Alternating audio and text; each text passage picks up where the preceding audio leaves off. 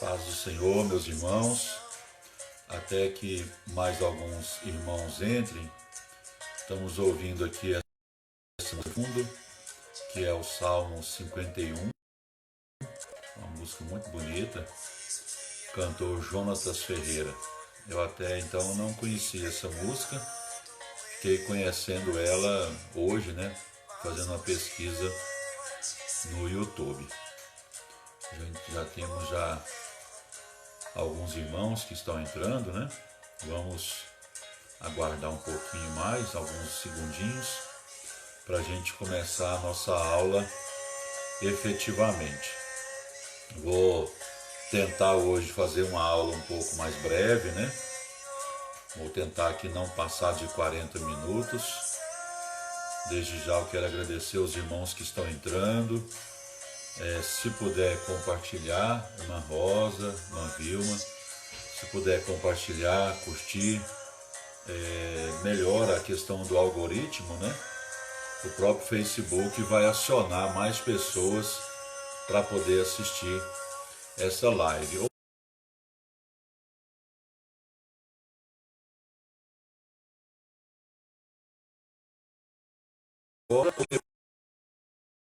Aqueles irmãos que entrarem depois, a live vai ficar gravada, né?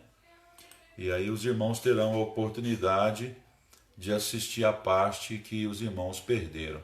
Pai do Senhor, irmã Vilma, vamos começar aqui a nossa aula desse trimestre, né?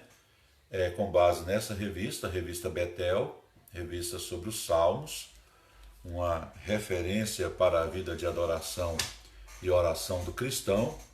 Hoje é a lição de número 6. Meu amigo José Paulo, irmã Alexina, Deus abençoe vocês. A lição de número 6 tem como título Um chamado ao arrependimento. O texto áureo baseia-se no Salmo 51. Essa lição de hoje, né, está baseada no Salmo 51.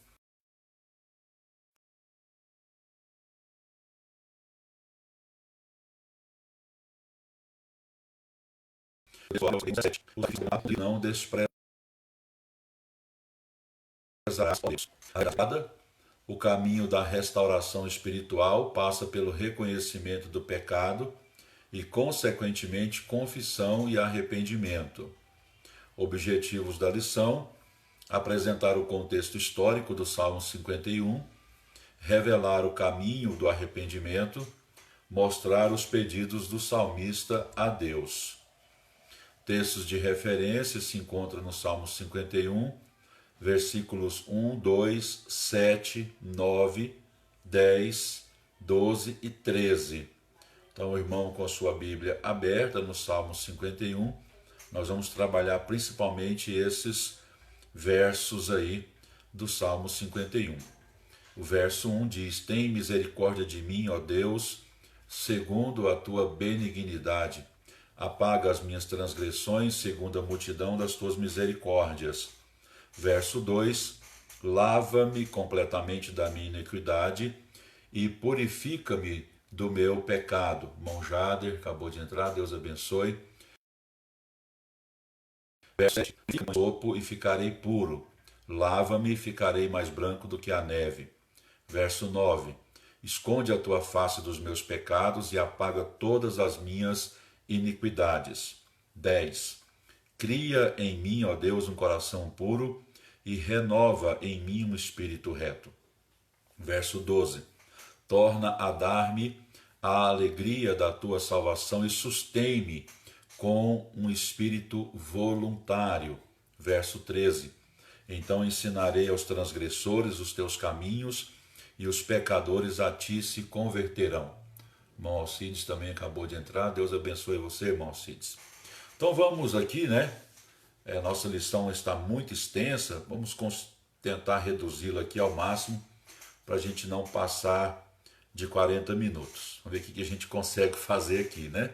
São muitas informações, muitos assuntos, mas vamos tentar resumir. A introdução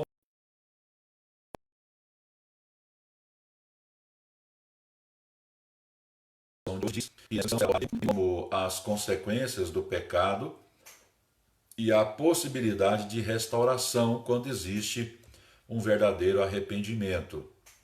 Então, o tópico primeiro dessa lição de hoje fala sobre o contexto histórico do Salmo 51. Irmã Cláudia, Deus abençoe. Se você puder abrir a sua Bíblia no Salmo 51 para acompanhar com a gente, né? Você vai poder até entender melhor. Se você tiver a revista, melhor ainda, porque a nossa aula está baseada nos tópicos da lição de hoje. Então, o Salmo 51, ele mostra a angústia do salmista essa angústia causada pelos pecados, né? Pelos pecados, porque foram mais de um, pelos pecados e os sintomas causados pela desobediência do salmista ao Senhor. Conduziu ele para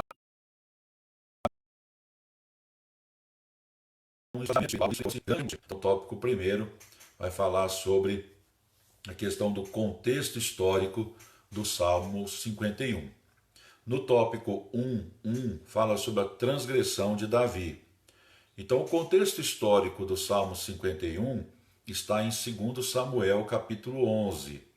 Lá em 2 Samuel, capítulo 11, nós temos lá o processo, né, que antecedeu o pecado de Davi. Então, nessa análise textual aí de 2 Samuel 11, nós temos lá algumas expressões lá para a gente observar. Por exemplo, o texto diz que no tempo em que os reis saem à guerra, Davi ficou. Então, o que é esse tempo em que os reis saem à guerra, né?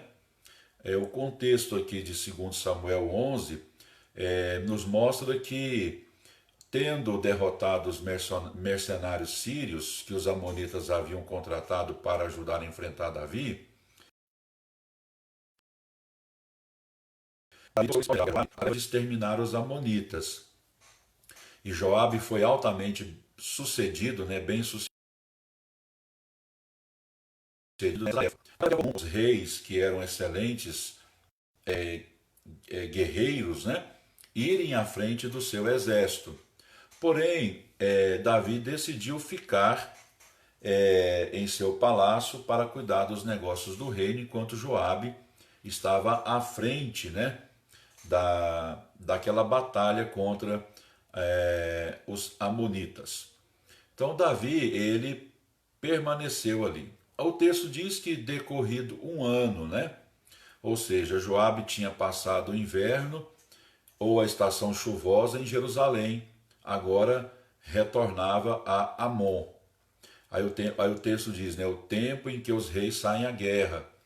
Aqui está dizendo que é mais ou menos ali o mês de Adar, né, o mês de fevereiro, onde termina ali o período chuvoso e inicia ali o mês de Nissan. E essa era uma boa ocasião para iniciar campanhas militares, porque havia passado. Porém, Davi ficou, né, como diz o texto, no capítulo 11, versículo 1. Aí o texto diz que Davi, ficando no seu palácio, passear no terraço do seu palácio. Naquela época era comum, né, principalmente no caso de Davi, que morava em um palácio, ter ali um terraço onde as pessoas utilizavam ali para passeio, para observação da cidade, questão de observar toda a movimentação, né? E provavelmente a casa de Urias tinha um pátio central em torno do qual os edifícios eram ali construídos, né? Então, como o palácio de Davi era mais alto, ele podia ter acesso à visão de várias habitações ali próximas. E como a casa de Urias provavelmente ficava bem próximo ali ao palácio, e esse pátio, né, da casa de Urias era para, vamos dizer assim, quem tivesse numa posição elevada conseguiria ver quase todo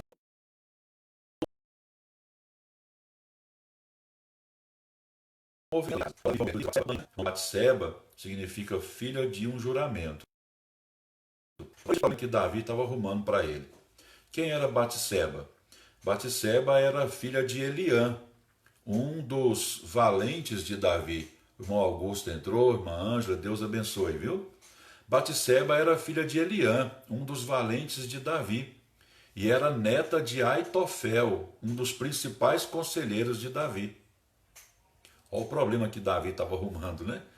E além disso, Batseba era uma mulher casada, esposa de Urias, um guerreiro heteu, portanto ele era estrangeiro, provavelmente convertido à religião judaica e era fiel servo do rei. Então ele a viu tomando banho, a desejou, mandou chamá-la, deitou no adultério e ela ficou grávida. Para esconder a paternidade, ele mandou chamar Urias, fez toda uma estratégia para Urias poder ir para a casa dele.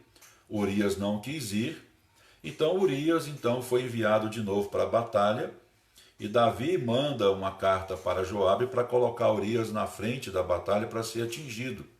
E Urias morreu. Agora, como Batseba estava viúva, ele agora legalmente, vamos assim dizer, podia tomá-la por esposa. Antes não podia porque ela era casada.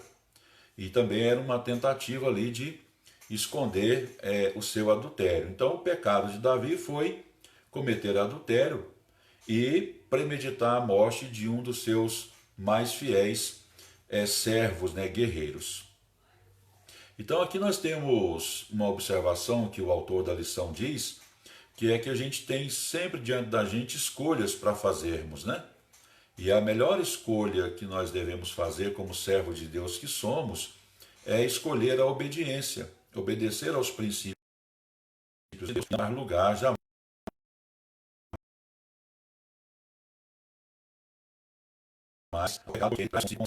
Então, 2 aqui nós temos o fruto do pecado e o plano de Davi. Então, conforme eu já antecipei no 1:1, Batseba ficou grávida. Ele, para poder esconder a gravidez de Batseba, ele fez toda uma estratégia, né? Ele queria que Urias fosse para casa e deitasse com ela para dizer que o filho era de Urias. Como isso não aconteceu, ele planejou a morte dele. Tá? Então vamos para o 1:3. Haja vista que 1:2 nós já antecipamos no 1. Ao cometerem pecados, isso vai ficar escondido, né? Somente aos olhos dos homens, né? Mas não. Isso não fica escondido aos olhos de Deus. Deus, ele vê todas as coisas, né? Conforme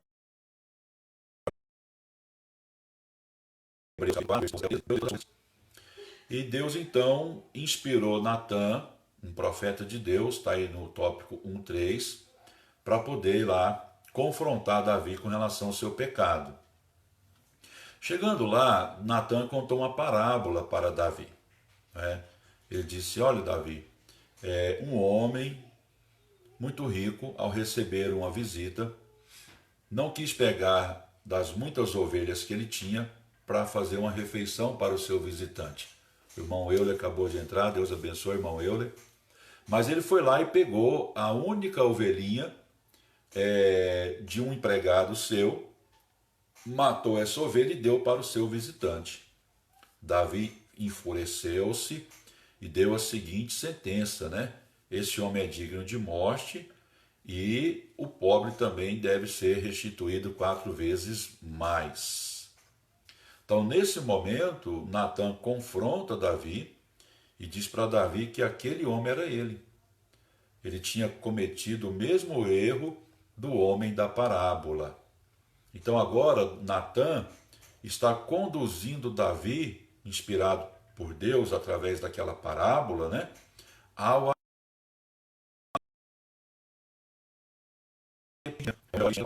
caminho do arrependimento. Então, nessa conversa de Natã com Davi, Davi então agora começa a reconhecer e confessar o seu pecado, que é o tópico 2:1, onde lá no versículo 13 do Salmo 51, ele diz: porque eu conheço as minhas transgressões, e o meu pecado está sempre diante de mim, desculpa. Ele sabia dos seus erros. Os seus erros estavam em sua consciência. Ele não estava conseguindo conviver normalmente com aquelas lembranças, né, que oprimiam seu espírito. Davi, ele tinha sensibilidade, porém ele estava lutando contra aquele sentimento, né?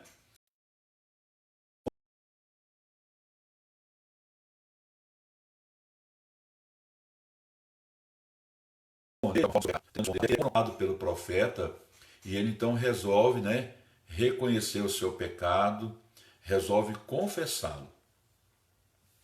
Então o que acontece? Hoje nós estamos vivendo tempos em que as pessoas não estão mais sentindo aquele desejo, aquela necessidade de se arrependerem de seus pecados. Inclusive existe uma teoria, né, que está aí criando corpo no meio evangélico, que é a questão da hipergraça, onde as pessoas acham que ao aceitar Jesus, os pecados de antes, os pecados de agora e os pecados posteriores já estão resolvidos.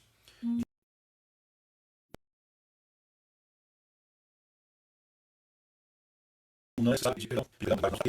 Muitos chegam a dizer que o homem é bom em si mesmo e que essa história de ficar refletindo sobre pecado e pedindo perdão é um retrocesso.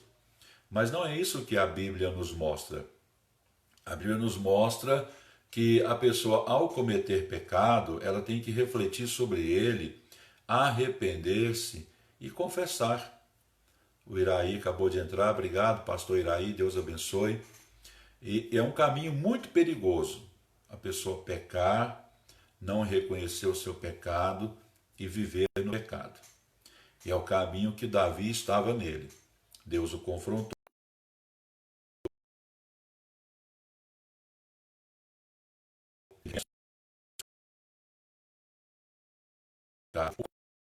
O perdão do pecado é mediante a confissão. E interessante que Davi, no Salmo 51, verso 4, ele diz: contra ti somente pequei. Eu fiz o que a teus olhos parece mal. Davi aqui não culpou a mulher, né? Ah, a pastora Gersonita, obrigado, viu? Uma honra ter a senhora aqui assistindo essa escola bíblica de terça-feira. Davi não culpou a mulher, né? Oh, Senhor, mas também a mulher no banho, né? Não tive culpa, ela é muito bonita, ou alguma coisa assim, não. Ele diz: contra ti somente pequei. Eu fiz o que a teus olhos parece mal. É interessante a gente perceber aqui, né, o caráter de Davi. Vamos confrontar aqui o caráter de Davi com o de Adão, né? Adão, não, senhor, foi a mulher aqui que o senhor me deu. Davi aqui nesse caso, não.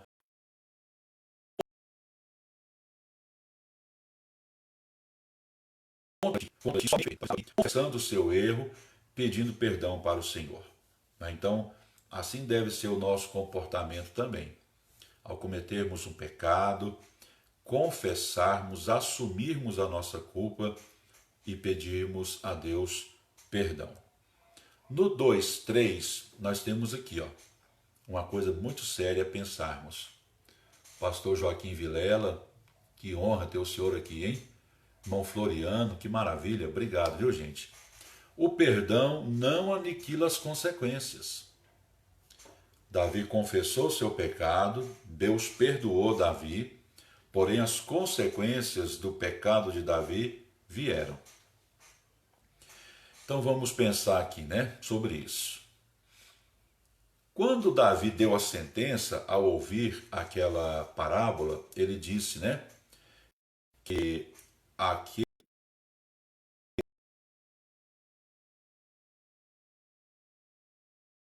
bom que mais, morreu uma ovelha e ele diz na sua sentença que seja restituído 4 vezes mais. E infelizmente isso aconteceu dentro da família de Davi.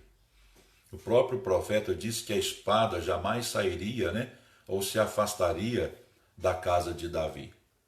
Moisés Correia, Deus abençoe, viu? Um abraço para sua mãe, seu pai, saudade de vocês. 4 filhos de Davi morreram. O bebê, fruto de adultério de Davi com Batseba. Depois, Aminon, que estuprou sua meia-irmã, foi morto por Absalão. Depois o próprio Absalão foi morto naquela guerra que ele empreendeu contra o pai dele, naquela tomada do trono. Joabe matou Absalão. E depois Adonias,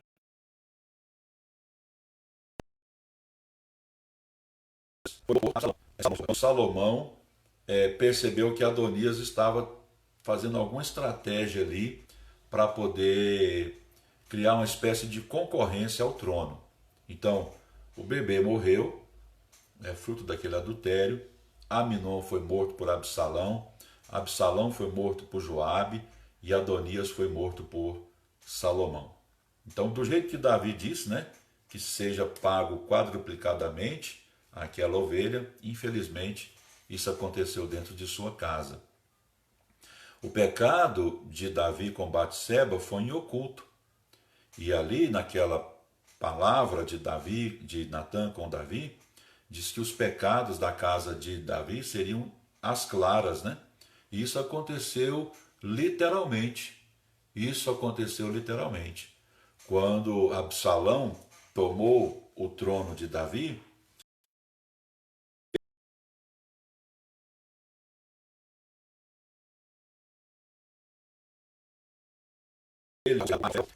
então, coisa muito triste, né? Então, o pecado, por mais prazeroso que ele pareça ser, deve ser, porque certamente as consequências podem vir. Davi, ele nunca teve autoridade com os filhos, né? Porque o pecado sempre lhe vinha ao rosto. Isso está claro no texto bíblico, que ele nunca repreendia os seus filhos, nunca agia mais energicamente com eles, porque lhe faltava autoridade por causa do pecado que ele havia cometido. Então tenhamos muito cuidado, muita vigilância para não cometermos pecados, né? E pecados tão sérios, tão graves quanto os de Davi, que certamente as consequências virão.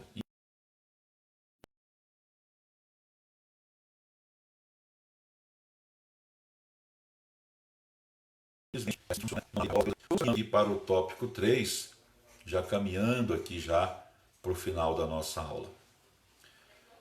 Relações importantes e inspirações. Então o pecado não trouxe apenas consequências externas a Davi, mas também internas. A sua intimidade com Deus foi afetada.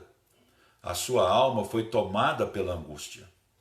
Então o Salmo 51, depois com o tempo você leia o Salmo 51 todo, né, com bastante atenção, você vai perceber, né,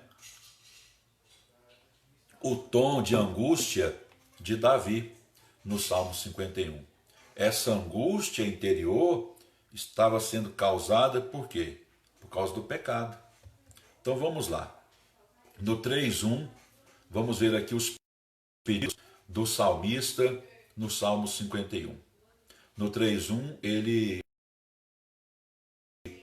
tem sabedoria, né? Após reconhecer o seu erro, por ter o seu coração cheio de sabedoria. É interessante isso, né? Porque quando o homem se preocupa em ter de Deus a sabedoria de Deus, ele vai refletir antes de qualquer ação. Então, se Davi tivesse refletido, né, antes daquelas ações, daqueles atos terríveis que ele cometeu, ele não teria cometido aqueles erros.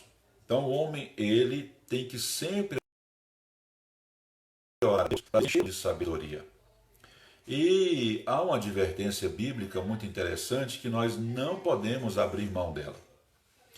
O temor do Senhor é o início, é o princípio, é a gênese da sabedoria. Então, sabedoria aqui não tem a ver com a capacidade intelectual. Não. A sabedoria aqui tem a ver com o temor, com o respeito, com a reverência, com aquele sentimento de que não se deve desagradar a Deus, por isso eu vou fazer a vontade de Deus. Evangelista Valdenilson, meu amigo, muito obrigado, viu, por ter entrado e estar assistindo aqui a nossa live. Lembrando que a nossa escola bíblica, né, tem como superintendentes dois evangelistas maravilhosos, né? O evangelista Jucinei e o evangelista Valdenilson. Aí a gente está passando por esse período aí de quarentena e a gente então está fazendo aqui a nossa live, né? Mas os responsáveis pela escola bíblica da nossa igreja são essas duas pessoas maravilhosas que temos na ADN Anguera. Assim como os demais irmãos da nossa igreja são pessoas também maravilhosas, né? Alguns a gente tem revisto aí durante esses cultos presenciais, outros a gente não viu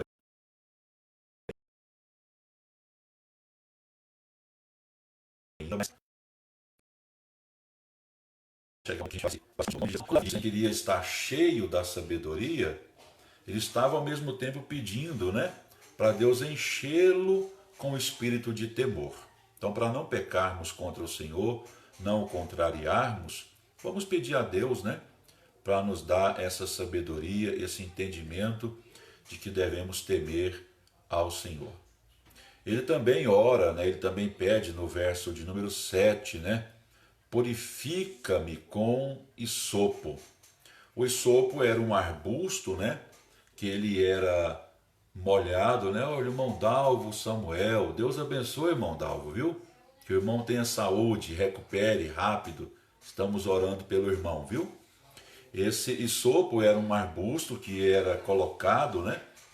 Por exemplo, no ritual de purificação do leproso, era colocado numa bacia de barro e ali tinha sangue, tinha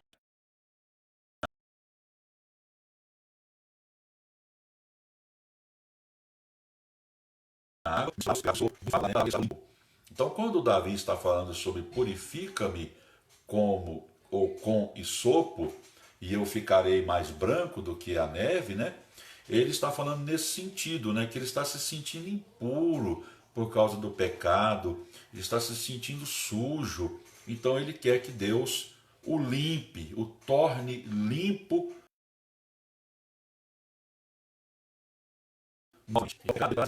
De impureza, que a pessoa está suja diante de Deus. Então o arrependimento e a confissão vai começar a gerar no crente, né, esse sentimento de que está sendo purificado, está sendo limpo por Deus. Ok?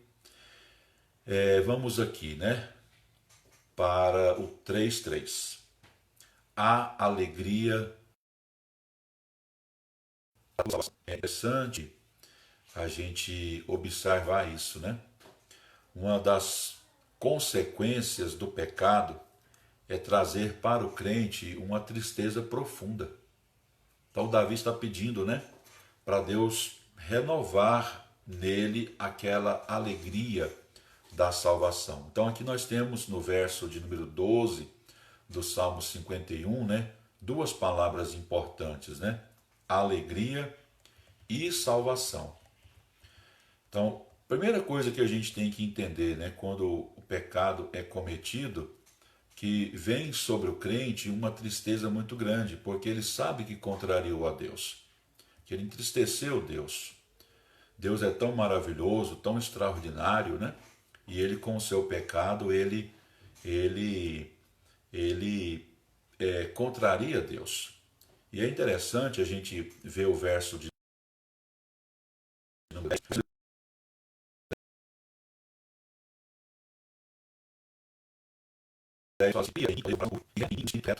Aí depois ele diz, no verso 12, torna a dar-me a alegria da tua salvação e sustém-me com o espírito voluntário. Por que eu li o verso 10? Porque muitas vezes a pessoa, quando peca, contraria a Deus, vem nela aquele sentimento de tristeza tão profundo que aquela alegria da salvação que ele estava experimentando parece que foge. E ele não consegue ter forças suficientes, né, para poder novamente estar naquele processo de restauração. Então no verso 10 fala, né, cria em mim, ó Deus. Então a palavra cria aqui é a mesma lá de Gênesis 1:1, né? A palavra hebraica bará é criar do nada. Então quando você está com esse sentimento, né, de que entristeceu Deus, a alegria da salvação para então, Davi assim, né? Cria, Senhor, mas que em mim coração puro e renova, né? Vem lá do verbo hebraico redesh, que significa restaura em mim um espírito reto. Então essas causas do pecado são terríveis e muitas vezes nós não conseguimos lutar sozinhos contra essas causas, contra essas consequências. E talvez uma das piores causas, consequências do pecado, é aquele sentimento de que a alegria da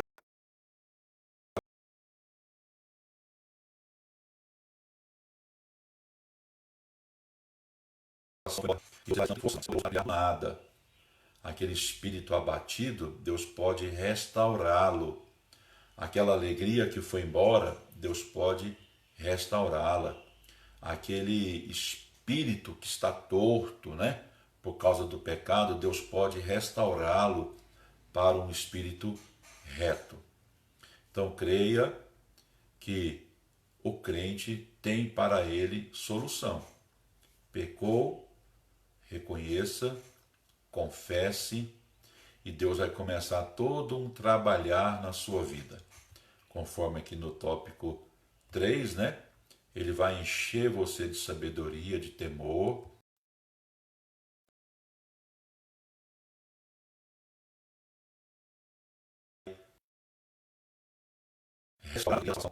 Que outrora tinha em você. Então o Salmo 51, ele funciona como um importante auxílio na conscientização da realidade da nossa natureza pecaminosa, da relevância do arrependimento e da busca por restauração. O Senhor Deus é e restaurar o arrependido. Amém? Na nossa próxima aula estudaremos a lição de número 7 e vamos falar sobre a confiança em tempo de aflição. Vamos trabalhar principalmente o Salmo 56.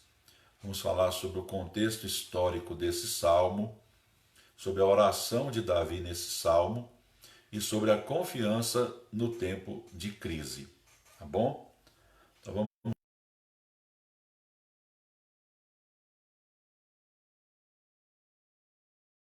fazer a abençoe a vida de cada irmão, de cada irmã que assistiu esta live, esta aula.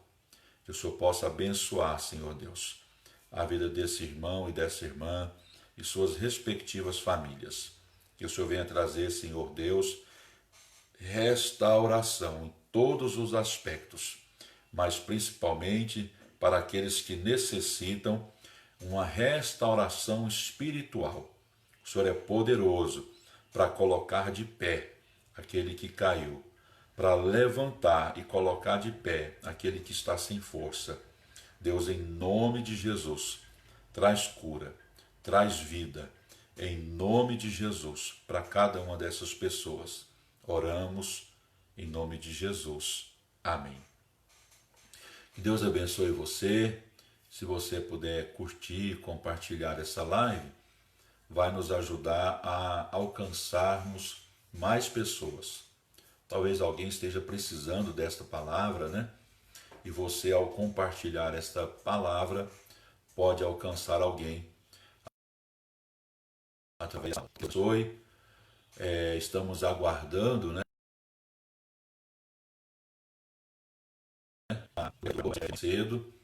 E aí qualquer coisa a gente vai comunicando aí nas redes sociais da nossa igreja.